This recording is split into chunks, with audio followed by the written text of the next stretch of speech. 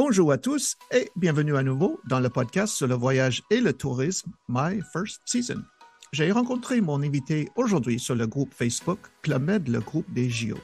Il a travaillé pour le Club Med de 1986 à 1988. Sa première saison a eu lieu en 1986 à Djerba La Douce et il a travaillé dans les villages tels que Cap Skirring, Turquoise, Metaponto, Pompadour et les Restanques. Il était un moniteur de tennis et un responsable de tennis aussi. Il a travaillé pour des chefs de village tels que Jean-Philippe Pivert, Josiane Jojo Desmartes, Éric Georges, Ricardo González, Gamounet et Jean-Pierre Grand.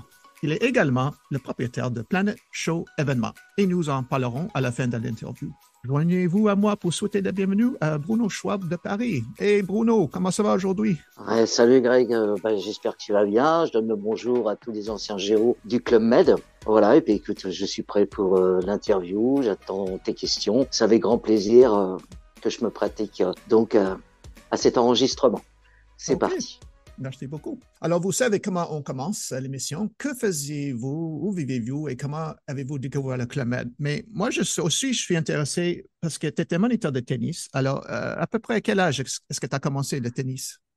Alors, j'ai commencé le tennis à l'âge de 16 ans. J'ai commencé un peu tard le tennis, voilà, puisque je jouais au football avant pendant des années. Et après, j'ai pratiqué le tennis comme un mordu, voilà.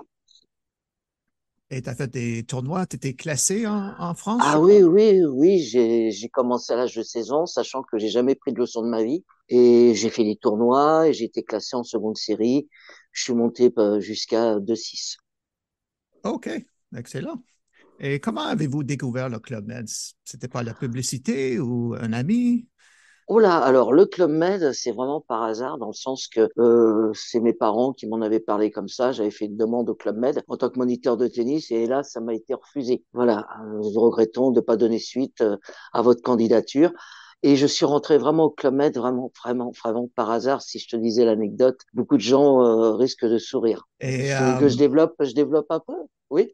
non, non, non, non, c'est bon. Non? C'est bon? D'accord. Oui. Mais quel genre d'entretien avez-vous eu avec le Club Med pour l'interview? C'était en personne? Il y avait un groupe de géo ou comme c'était passé comment? Ah, moi, je suis rentré directement sur Djerba. Ah Je suis oui? parti, la saison était un petit peu commencée, voilà, OK. tout simplement. Et je suis rentré par l'intermédiaire de la famille Calvé. Calvé, ça veut dire les chefs de village Calvé? Voilà, je suis rentré, bah oui, il y avait Patrick Calvé, moi je suis rentré par l'intermédiaire de Philippe Calvé. Parce que mes parents, ma mère tenait un magasin, et puis il y avait les parents de Calvé qui allaient acheter des vêtements, et puis c'est venu comme ça, de fil en aiguille, en parlant. Et puis je suis rentré au Club Med, voilà, tout simplement. Ils ont contacté Philippe Calvé, qui était chef des sports à Djerba. Et je suis parti là-bas et puis j'ai commencé à tracer ma route au Club Med. Quel souvenir gardez-vous de votre arrivée à Djerba la première semaine? Est-ce que tu as des bonnes mémoires de la première semaine? Ou est-ce que c'est Euh, un peu trop loin en passé? oh là, je me rappellerai, je suis arrivé en taxi, il était 18 heures, j'ai été accueilli par Philippe, voilà, comment dirais-je, je me suis installé, et puis après j'ai fait la soirée en tant que première soirée, si l'on peut dire. Et bon, c'était très sympa. Je découvrais avec des yeux, vraiment des grands yeux, dans le sens que je me dis, mais où j'atterris? Parce que moi, j'étais prof de tennis, je connaissais pas du tout la mentalité du Club Med, l'ambiance, etc. Mais je me suis vite adapté. Alors, Philippe Calvé, c'était votre chef de sport, c'est vrai? Tout à fait, OK. tout Et à fait. est-ce que tu sais qu'il a passé chef de village après Absolument, ouais. Ouais, combien de ouais. saisons après Djerba? Je sais pas du tout. Je pense qu'il est passé chef de village dans les années 90, je pense. Voilà, moi j'ai commencé en 86 avec Philippe et puis après je suis parti par la suite. Je garde un très très bon souvenir de Djerba. Je m'entendais très très bien, aussi bien avec Jean-Philippe, notre chef de village. Je m'entendais bien avec tout le monde. Voilà, c'est bon. Par contre, c'est vrai quand on m'a dit Bruno, tu vas aller faire de la scène, j'ai dit non non non non non, moi je suis prof de tennis. Non, non, pas sur scène, je suis trop timide. Il m'a dit mais on va t'expliquer comment ça fonctionne le Club Med. Et puis je suis monté sur scène et j'ai adoré. Voilà. Et j'ai Est-ce que, continué à faire des animations et tout. C'était très, très sympa. est-ce que tu dansais bien avant le club? Je dansais pas vraiment. Quand je dansais, je ressemblais plus à Terminator mélangé à Robocop. Tu vois, le gars très très souple. Voilà. Mais bon, c'était très sympa. Voilà. Mais bon, je me débrouillais très bien. Dans l'ensemble, ça allait. Parce OK. qu'après, j'ai travaillé avec des régisseurs de spectacles et souvent, ça se passait très bien. Et t'as fait à peu près combien de mois à Djerba? J'ai dû faire 4 mois jusqu'à fin septembre et puis après j'ai quitté. Je suis parti parce que au siège, c'était le bras droit, je sais plus son prénom, c'était une demoiselle qui était le bras droit de Pierre Simaes, je crois, pour la partie sport. Et il y avait deux anciens géos qui cherchaient un moniteur pour partir en Afrique de l'Ouest pour donner des cours de tennis. Voilà, donc je suis parti. Puis après, j'ai enchaîné directement à Cap Skirring. OK. Et à Djerba, c'était Jean-Philippe Hiver, le chef de village, c'est ça? Absolument. OK. Alors, deuxième saison, Cap Skiring, l'hiver 86-87. Et tu étais responsable tennis? Responsable tennis, je remplaçais je remplaçais un Italien qui était classé en plus -30, à un très très haut niveau. Voilà, et je suis arrivé là-bas. La saison était un peu commencée également, et je garde un souvenir mémorable parce que c'était vraiment génial. Et puis j'avais une chef de village fantastique, Jojo, et je ne dois pas être le seul à le penser. C'était vraiment une femme formidable. Et Et aussi, j'avais Jean-Pierre Grand qui était chef des sports avec qui je m'entendais à merveille. oui, Jean-Pierre Grand, c'était mon chef de village, ma première saison au Club Med. Alors, ouais, c'était une bonne équipe, Jojo et Jean-Pierre Grand. Ah ouais, Et c'était génial. aussi, j'ai remarqué que moi, dans la zone américaine, je sais que c'est pas normal que, tant pis pour toi, géotennis, première saison et deuxième saison, tu sautes tout de suite à responsable. C'est incroyable, ça, non? Ah, je sais pas, peut-être parce que j'avais un bon niveau, j'étais en seconde série, il n'y en avait pas beaucoup. Je sais pas, voilà. Et j'arrivais à diriger déjà dès le départ, puisque comme j'étais prof de tennis, je dirigeais aussi des équipes, etc. avant de travailler au Club Med. J'étais capitaine d'équipe quand j'ai fait les championnats de France, etc. avant de rentrer au Club Med. Donc, je pense que ça s'est fait tout bêtement comme ça, voilà.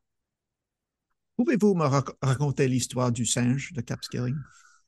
Ah, le singe.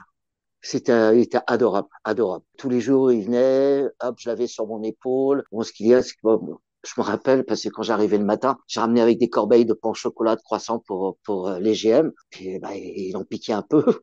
Mais bon, c'était génial. Il était adorable, adorable, adorable.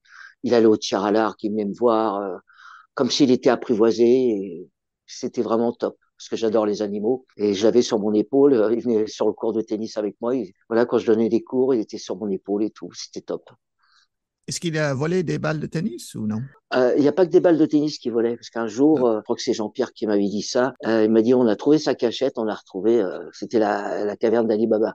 Il y avait des montres, il y avait des colliers, il y avait plein de choses parce qu'il adorait voler. Bah, écoute, voilà, bah, ça c'est les singes, hein. Voilà, mais bon, il était mignon comme tout. Alors, il avait pas mal collé de barres, c'est ça? Des colliers bas, mais des bijoux, je te dis, des bracelets de GM.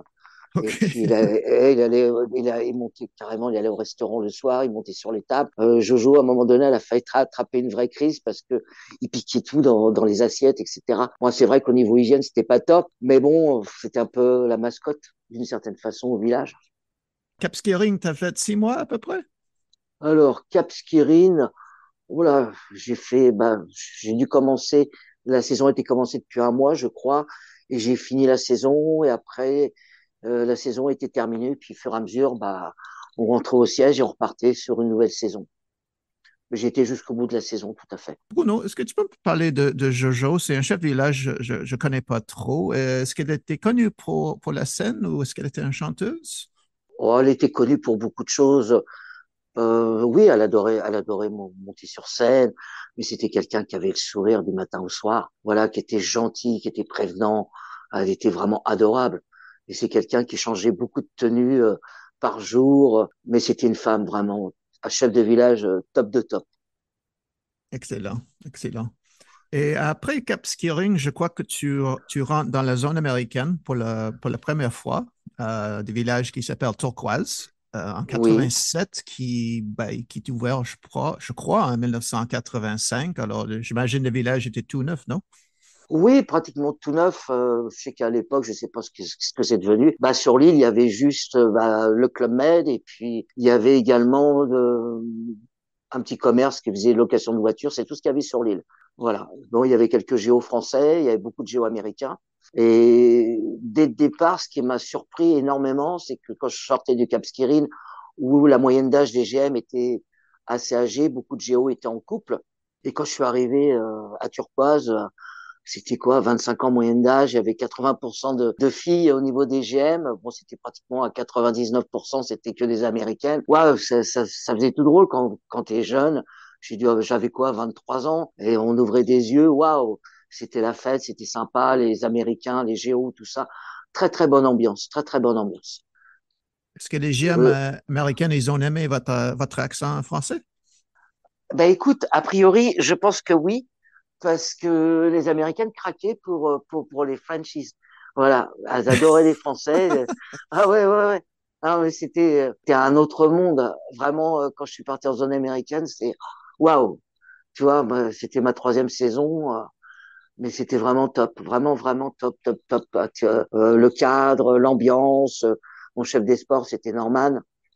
Et je m'entendais très très bien également avec lui parce qu'on a plus affaire au chef des sports qu'au chef de village. C'était mon premier responsable et c'était vraiment génial. J'avais Jimmy, c'est un Américain qui était un de mes profs de tennis dans mon équipe.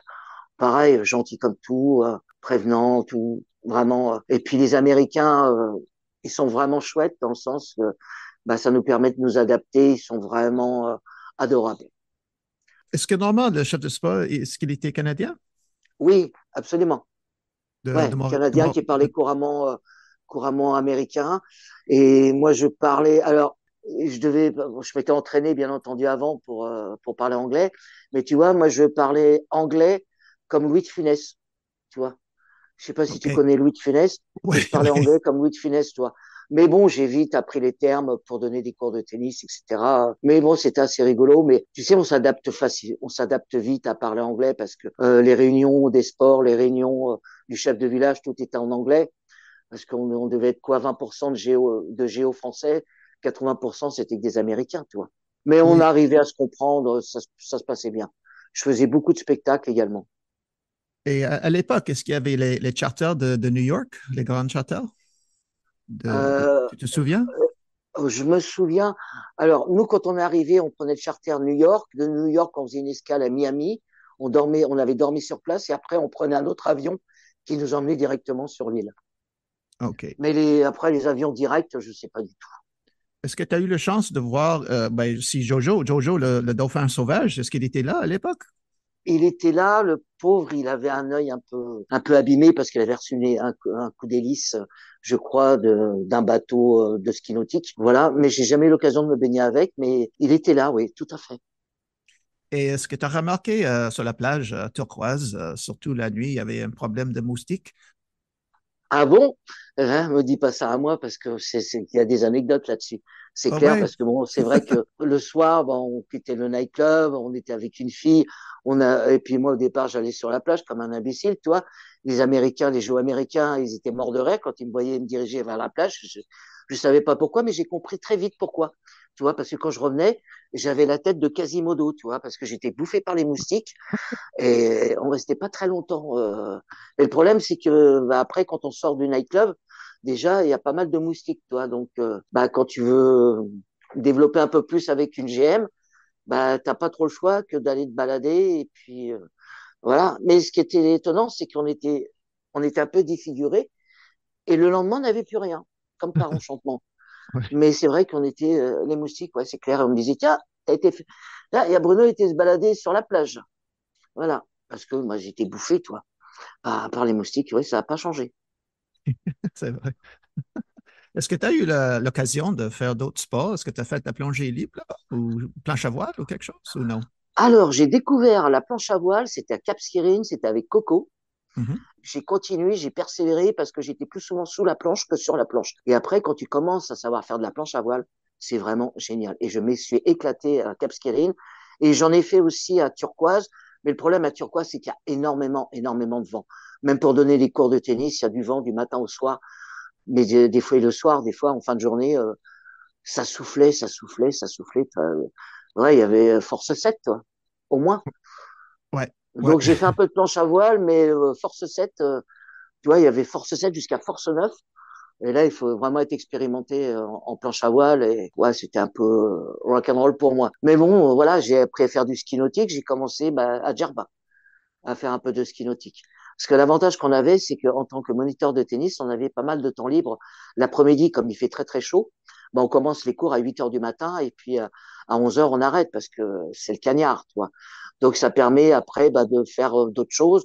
Des fois, on avait d'autres activités. Le chef des sports, il nous disait, tiens, vous allez faire le tournoi de ceci, le tournoi de cela. Mais on avait du temps libre et ça nous permettait de découvrir d'autres activités. J'ai fait pas mal de tir à l'arc. J'ai découvert le tir à l'arc, la planche à voile, j'ai fait de la voile, du ski nautique. Ouais, c'était chouette. C'était très sympa. Et est-ce que les Crazy Signs de Turquoise étaient différents du Cap Skiing? Parce que tu m'as dit que le moyen d'âge à Cap Skiing, c'était 50 ou plus. Est-ce que tu as, Ouais. trouvé qu'ils étaient plus chargés, Turquoise, les Crazy Signs? Les Crazy Signs? Oui, les Crazy Signs. Est-ce que tu as aimé de faire les Crazy Signs? Ah oui, on faisait les Crazy Signs, oui, oui, avec Jojo, oui. Ah oui, oui, oui, bon, le Crazy Sign, ça changeait d'un Non, village à un autre, oui, tu vois. exact. Est-ce Parce que que, tu as... tu vois, par exemple, avec Eric Georges, on faisait comme danse, on faisait Cool the Gang, tu vois.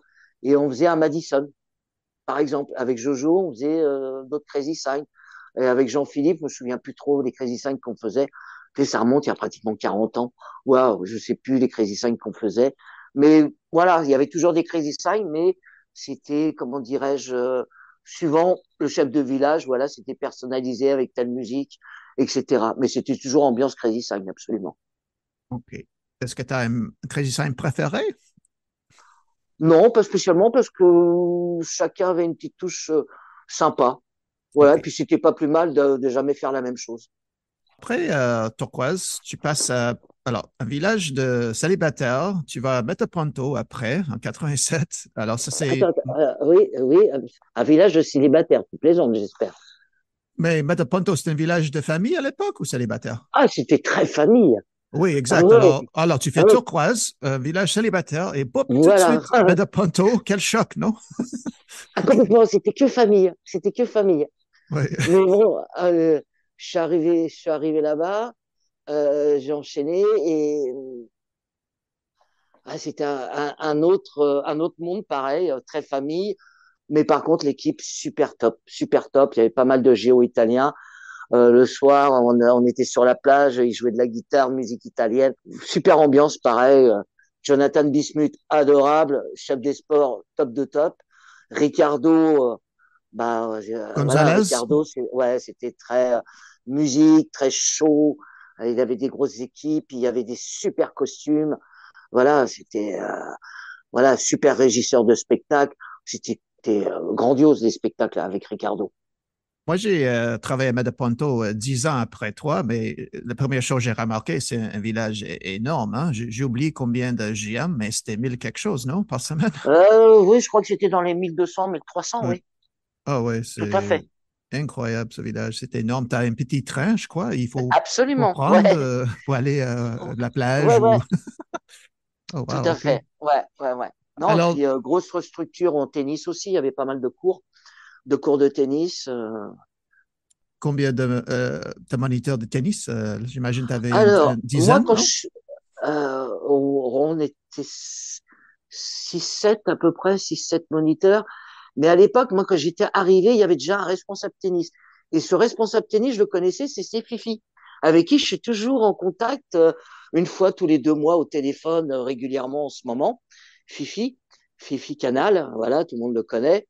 Et je l'ai connu, moi j'étais responsable tennis à Cap Skirring et lui, il était aux Almadies à la même époque. Et j'ai sympathisé avec lui parce que Jojo s'était mis en accord à l'époque avec le chef de village des Almadies et on passait quelques jours aux Almadies par groupe. On prenait l'avion, on allait aux Almadies, puis ceux des Almadies venaient découvrir le village de Cap Skirring. Et quand je suis rentré, je suis arrivé aux Almadies, j'ai connu Fifi. Voilà, et puis on s'est retrouvé à Metaponto. Voilà, c'était le responsable tennis. Mais bon, j'étais un peu le second, comme j'étais aussi responsable d'une certaine façon avant. Donc, on s'entendait super bien. Et puis, on avait d'autres moniteurs de tennis. Et j'ai même fait venir un copain qui était classé zéro en tant que moniteur de tennis à Metaponto. Voilà, j'ai fait venir beaucoup de potes de tennis, que ce soit à Pompadour, que ce soit un peu à droite à gauche, des joueurs très très bien classés. Et la plupart des GM qui arrivent à Metaponto sont français ou italiens ou c'était 50-50? Ah, pas beaucoup, à mes souvenirs, pas beaucoup d'Italiens. C'était énormément de Français. OK. Euh, il y avait beaucoup je- de GM du Sentier. Ouais, c'était. Mais il y avait pas beaucoup d'Italiens à mes souvenirs. Alors, c'est ça, je crois, la deuxième fois, tu travailles avec un chef de sport qui passe au chef du village pas mal vite, Jonathan Bismuth. Et il était comment comme chef de sport? Oh, chef des sports qui se prenait pas au sérieux, super cool. Je m'entendais vraiment super bien avec lui. On avait très très bon contact. J'ai plein de souvenirs, même des photos où on est tous les deux, etc. Et puis quand on se retrouvait à Paris entre des saisons, on se croisait à la Bourse et puis on allait manger le midi au restaurant tous les deux. Voilà, ou des fois, une fois, je me souviens, on s'est croisés avec Fifi, tous les trois, on est partis manger au restaurant. Ouais, avec Jonathan, très très bon souvenir. Et t'as resté l'été ou comme 6 mois à Metaponto? Ouais, j'ai fait toute la saison à Metaponto jusqu'à, je sais pas, je crois que les saisons se finissaient fin septembre, début octobre. Mais après, on quittait jamais au même moment parce que il y en a qui quittaient parce qu'ils partaient à tel endroit, d'autres qui quittaient une semaine plus tard parce qu'ils partaient à tel endroit. Voilà, ça s'est fait comme ça, toi. Puis moi, j'ai enchaîné avec la saison fin d'été, hiver à Pompadour. Et est-ce que tu as des histoires, des expériences amusantes de Metaponto, comme le singe à Capskilling ou non? Je me rappellerai, je faisais du spectacle à un moment donné à Ricardo quand il présentait. Et il me dit, viens, à peu près, grosso modo, viens Bruno, et puis tu vas te présenter, tu vas annoncer dans les 4 langues différentes. Voilà, tu te présentes dans les 4 langues différentes. Et je vais le regarder, je le regarde, j'ai fait, mais c'est une plaisanterie, parce que j'étais pas à l'aise encore vraiment au micro. Et puis non, mais c'était une blague plutôt qu'autre chose. Mais je me souviens, j'étais sur scène, on faisait un spectacle égyptien, et il y avait un numéro de portée. À un moment donné, il y a deux gars qui me lèvent et je dois me laisser tomber en arrière. Et il y en a deux autres qui me rattrapent. Sauf que les deux autres n'étaient pas coordonnés et j'ai atterri par terre. Et tout le monde était mort de rire. Voilà. Et puis, ouais, c'était un peu la gaffe, tu vois, parce qu'à chaque fois, il m'arrivait des trucs pas possibles. Pareil, le spectacle égyptien, on était dans les coulisses, il y avait des lances, et puis à un moment donné, on est un peu dans le noir. Et puis on devait courir pour aller sur scène. Et puis il y avait une lance qui était à 20 centimètres du sol, qui était entre une chaise et le sol. Je l'ai pas vue. Et puis j'ai pris mes pieds dedans et puis j'ai atterri à plat ventre en glissant par terre sur scène. Voilà. Non, non, mais le truc, la gag, tu vois, le truc gag, la honte, toi, 1200 personnes dans les gradins, ouais, le genre de gars qui veut pas trop se faire remarquer, c'était raté, tu vois. Oh, mais si je te racontais, après à Pompadour, Oui, oui, c'était pareil. on va ensuite à Pompadour. Mais avant ça, je suis curieux. 4 langues, français, italien, c'était quoi les deux autres? Pardon? Tu m'as dit, le chef de village a dit que tu dois faire l'introduction en 4 langues. Alors, il y a français, italien. C'était quoi les deux autres langues qui voulaient que tu Anglais, parles? allemand. Oh, allemand. Oh là là, tu Ouais, parles ouais, allemand? ouais. Non, mais c'était pour rigoler, hein. Ah, OK. Ouais, ouais, ouais, mais c'est ça, mais je le regarde, c'est pour ça que je te dis, mais c'est une plaisanterie, tu vois. Et puis, il a pris le micro et puis il m'a présenté parce qu'à la fin, il présente toutes les personnes qui ont fait le spectacle, tu vois. Mais il aimait bien me taquiner, voilà. OK. Ouais, ouais, non, mais j'avais de très bons rapports avec Ricardo aussi. Mais est-ce que tu débrouilles pas mal en allemand ou même pas un mot? Si on peut passer cette question, parce OK. que laisse tomber en allemand, toi. Alors OK. déjà en anglais, je parlais couramment anglais comme Louis de Funès, tu vois, dans La Ouais, Grande ouais. Vadrouille. Voilà, tu vois, un peu. Mais OK. bon, ça avait son charme. OK. Alors, on passe à Pompadour. J'ai entendu parler de Pompadour, c'est un village de famille aussi, non? C'était village de famille et c'était beaucoup aussi un centre de formation. Il y avait beaucoup, il y Oh avait oui. des, ouais, il y avait des cuisiniers qui apprenaient le métier. Il y avait, je me rappellerai, il y avait un stage de formation de régisseur. Et donc, c'était des futurs régisseurs de spectacle. Ils avaient monté Think d'Aretha Franklin, un spectacle, le show. C'était vraiment géant. Et les gens dans la salle, ils ont demandé à le refaire 2 fois d'affilée, tellement que c'était top de top. Vraiment, c'est là que j'ai rencontré Ange, qui est devenue ma régisseuse au restant. Mais c'était vraiment sympa aussi les spectacles. C'était, je crois, Isabelle qui était régisseuse à cette époque-là, à Pompadour. Il y avait Gamounet et puis Jean-Pierre qui était mon chef des sports. Mais Gamounet, pareil, la personne du chef de village, vraiment un peu le père tranquille, cool. Voilà, c'est pas le genre de qui va faire des vagues. Gamounet, c'était le chef de village tranquille, voilà. Quand on l'avait, on se disait ça va être sympa, ça va être tranquille, ça va être cool. Mais les Alors, spectacles étaient vraiment chouettes parce que je faisais beaucoup de spectacles, je faisais beaucoup de numéros et c'est pareil. J'étais dans les coulisses parce que je pouvais même pas aller dans les loges parce que je faisais pratiquement tous les numéros hein, à un moment donné. Et puis donc les filles me tenaient le pantalon. Je faisais un truc à un moment donné japonais. Et puis je sortais de scène, je devais mettre un sorte de kimono et dans la vitesse, bah, j'ai mis les deux pieds dans un pied et quand je suis arrivé sur scène, bah, je pouvais pas écarter les jambes parce que j'avais, tu vois, comme un pantalon, bah, j'avais les deux jambes dans un et puis l'autre était dans le vide. Ce qui fait qu'à un moment donné, il fallait faire des mouvements de karaté et c'est là que, au moment où j'ai levé la jambe, j'ai fait un saut périlleux pratiquement et j'ai atterri par terre et les gens étaient morts de rire. Et Isabelle me disait, à chaque fois, elle m'a dit, Bruno, j'espère qu'il va pas t'arriver encore une catastrophe. J'ai dit, écoute, c'est pas de ma faute. Elle me dit, je sais bien, mais à chaque fois, c'est un numéro, à chaque fois qu'il y a un spectacle, à chaque fois, ça devient un gag, tu vois. Et c'était ça tout le temps, tout le temps. À un moment donné, je fais un autre numéro, la braguette qui explose en plein spectacle, et puis tout le monde était mort de rire, je savais pas pourquoi. Et voilà. Et c'est après qu'on m'a dit, tu avais la braguette complètement explosée. Mais j'avais que des trucs comme ça. Et voilà. Mais bon, comme je me débrouillais bien en spectacle, en danse, bah, je faisais beaucoup de numéros avec les régisseuses. Voilà, ils me prenaient souvent en spectacle, toi. Mais pas pour la partie, comme ils me disaient, c'est pas un spectacle cabaret, c'est un spectacle classe. Ben, j'ai fait oui, oui, ben, j'essaye de faire un spectacle classe, mais c'est pas de ma faute non plus.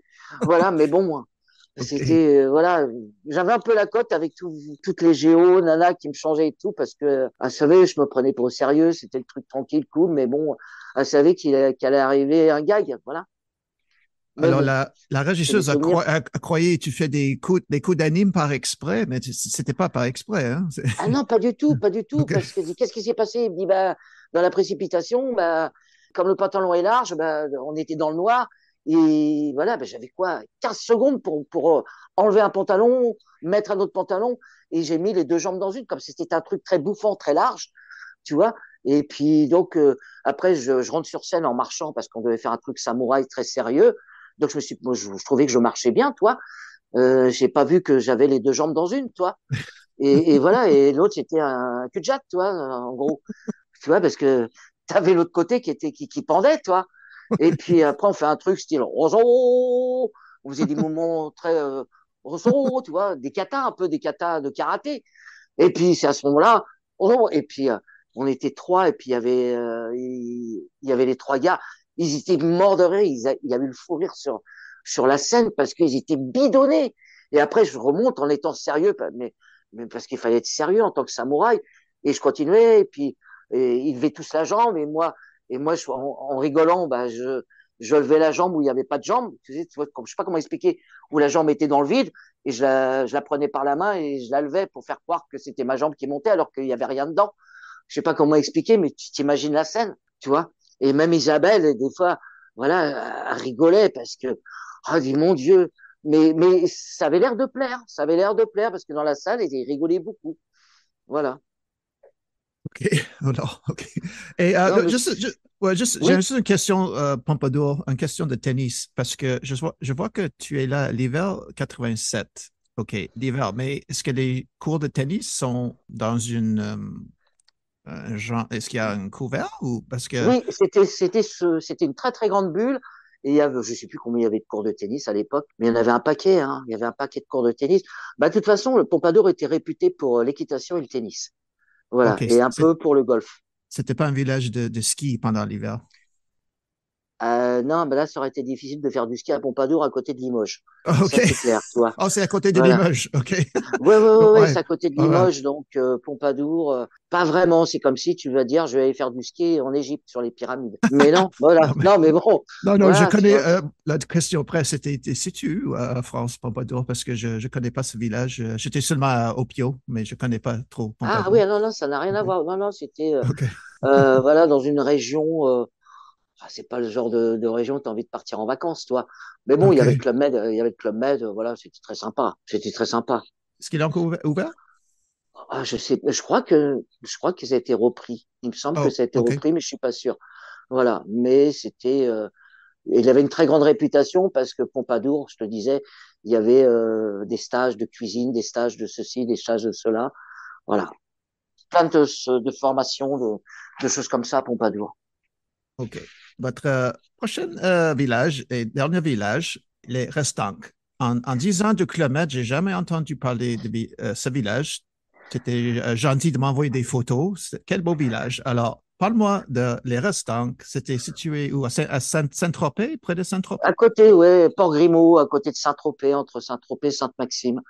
Tout à fait. Bon, le seul inconvénient, c'est que entre le village et si tu voulais aller sur la plage, les GM, ils prenaient la navette. Il y avait une navette pour les emmener sur la plage parce que c'était en dehors du village. Nous, on n'était pas parmé dans comment dirais-je, pas les palmiers, des sapins, voilà, des sortes de sapins.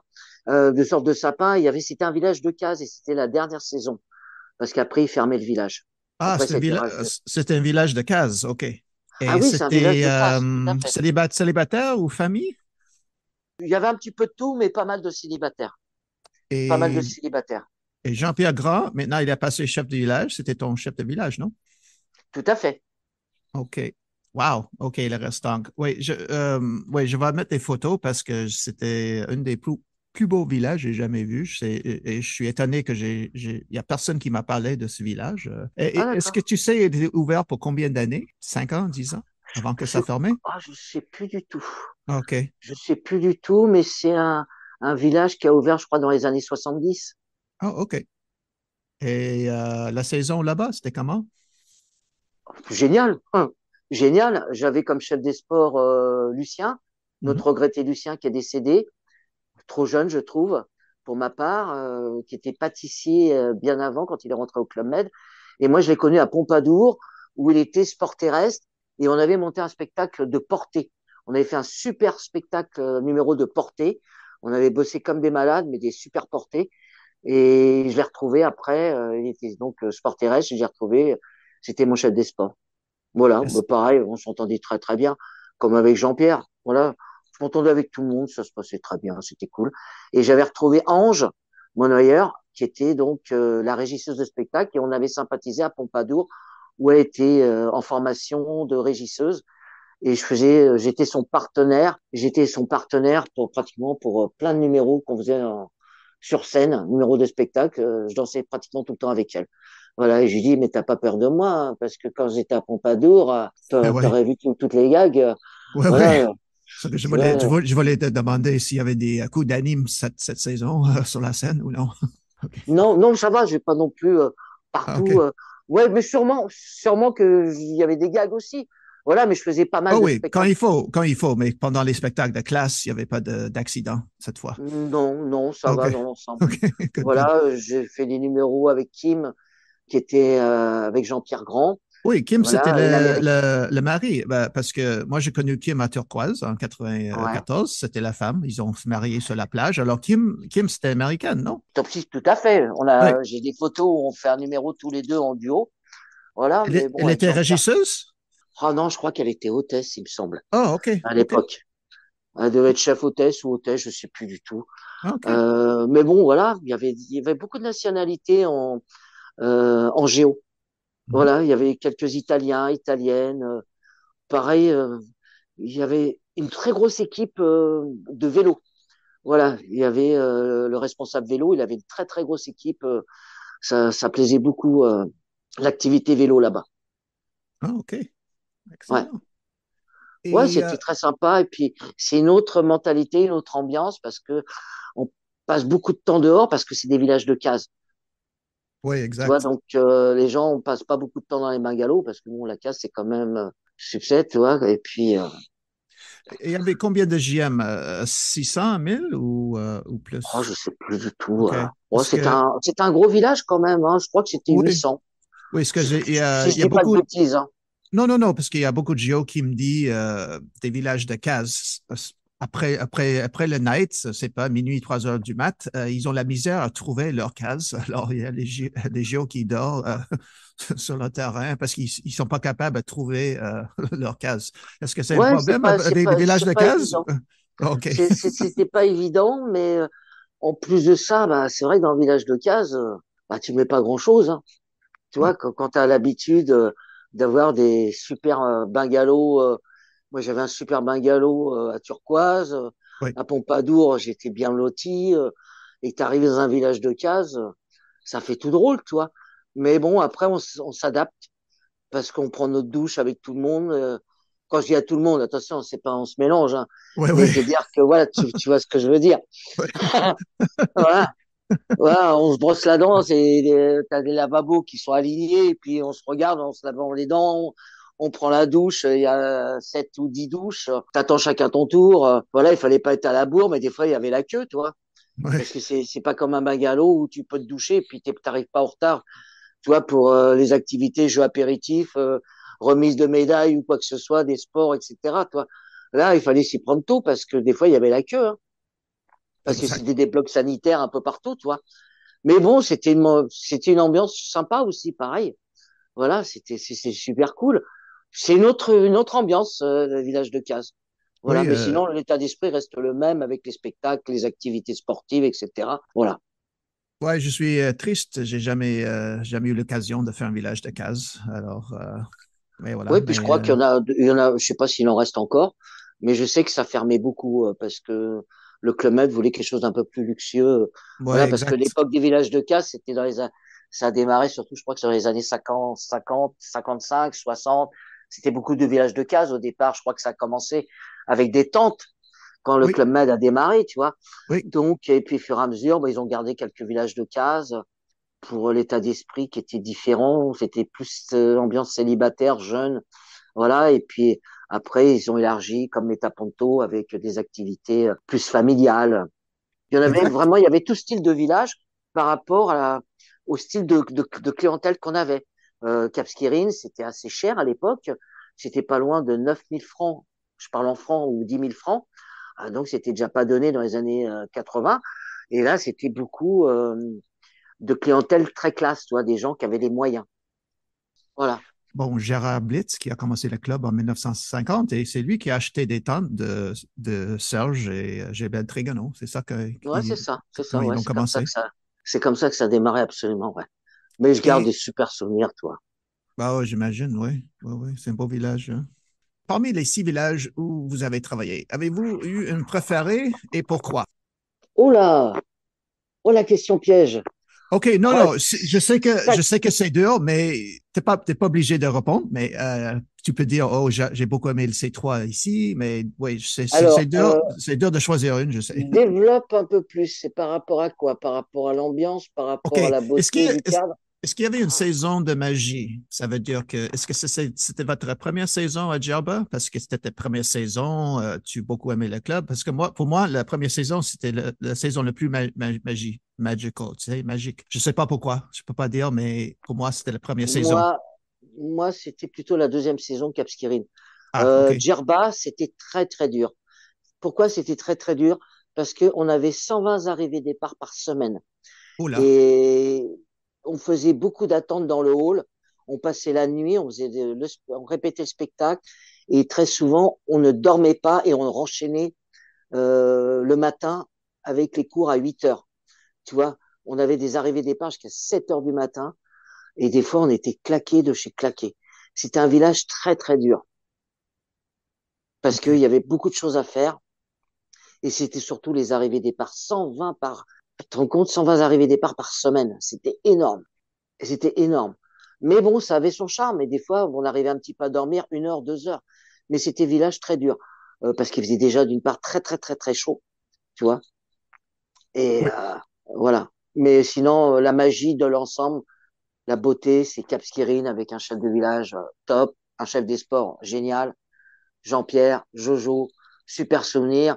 Après, au niveau de la clientèle, bon, en tant que quand t'es jeune, bah, c'était pas très très jeune, mais dans l'ensemble, c'était vraiment super, vraiment super. Après, Metaponto, je garde des bons souvenirs un peu partout. Turquoise, c'est magique. Turquoise, c'est paradisiaque. oui. Mais après, si je devais faire un choix de toutes les saisons, c'est difficile. Mais si, encore une fois, si je fais un choix, je prendrais Capskiring. OK. Normalement, la prochaine question que je pose, c'est quelles sont les trois choses qui vous manquent le plus au Club Med? Mais je ne pose pas cette question aujourd'hui parce que je vais te poser une question de Planet Show événement. Alors, pouvez-vous me parler de Planet Show événement? Quand avez-vous créé votre entreprise? Alors, j'ai démarré l'entreprise euh, fin 93, début 94. J'ai démarré, voilà, je faisais des soirées dansantes, disco mobile, etc. Et au fur et à mesure du temps, j'ai énormément développé, j'ai fait de l'événementiel. Et à l'heure d'aujourd'hui, bah, je fais un peu de tout. Par exemple, la semaine dernière, pour le Grand Hôtel du Mercure de Rungis, j'ai fait une très grosse soirée western avec décor de salle, tir à la carabine, taureau rodéo.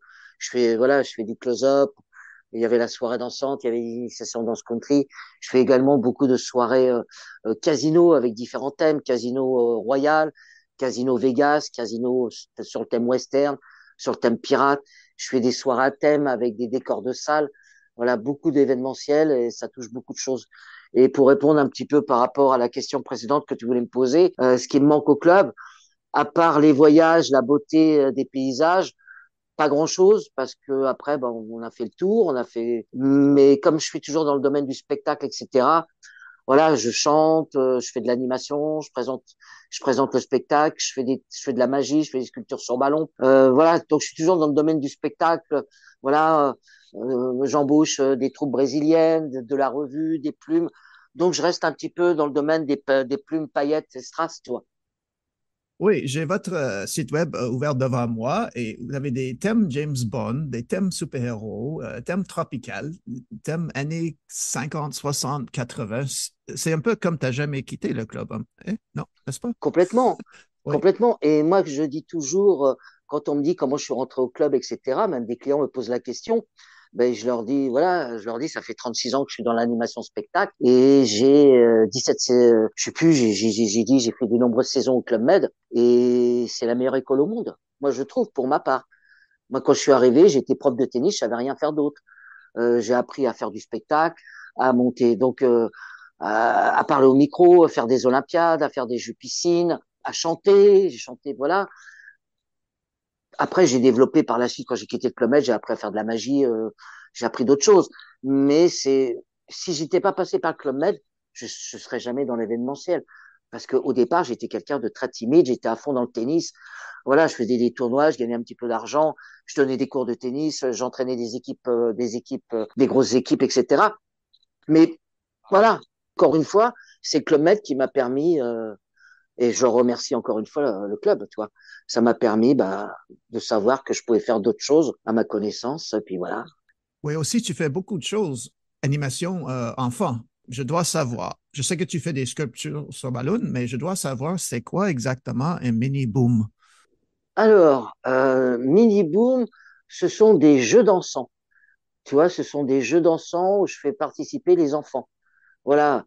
Et j'ai repris certains concepts, comment dirais-je, quand on était au club, tu sais, pour que les gens sympathisent entre eux, tu sais, on avait une sorte de jeu dansant où, par Oui. exemple, dès que la musique s'arrête, on change de partenaire, on invite une personne, on revient sur la piste. Et tu vois, par exemple, on démarre avec 4 personnes et on se retrouve avec 80 personnes sur la piste, tu vois. Et après, on se met 2 par 2, 4 par 4.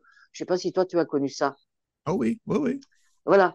Et ben, j'ai pris un peu le même concept avec des musiques plus pour enfants, toi, et je fais un peu le même état d'esprit, toi, où je fais le jeu du chapeau Avec les enfants, dès que la musique, voilà, vous passez le chapeau sur la tête, vous dansez deux par deux, et dès que la musique s'arrête, les deux qui dansent ensemble ont le chapeau sur la tête, ils sont éliminés, et ainsi de suite. Et après, je fais un autre jeu, tu vois, comme style le musée Grévin, dès que la musique s'arrête, on ne bouge plus, on reste fixe, et moi, je passe et je dois faire rire les enfants.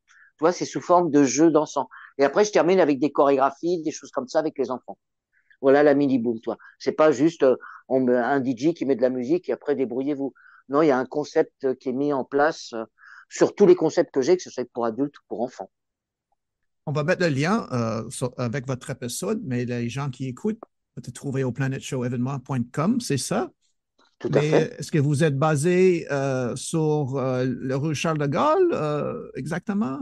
Oui, tout à fait. Oui, je suis dans le sud de la Seine-et-Marne, mais je me déplace dans la France entière.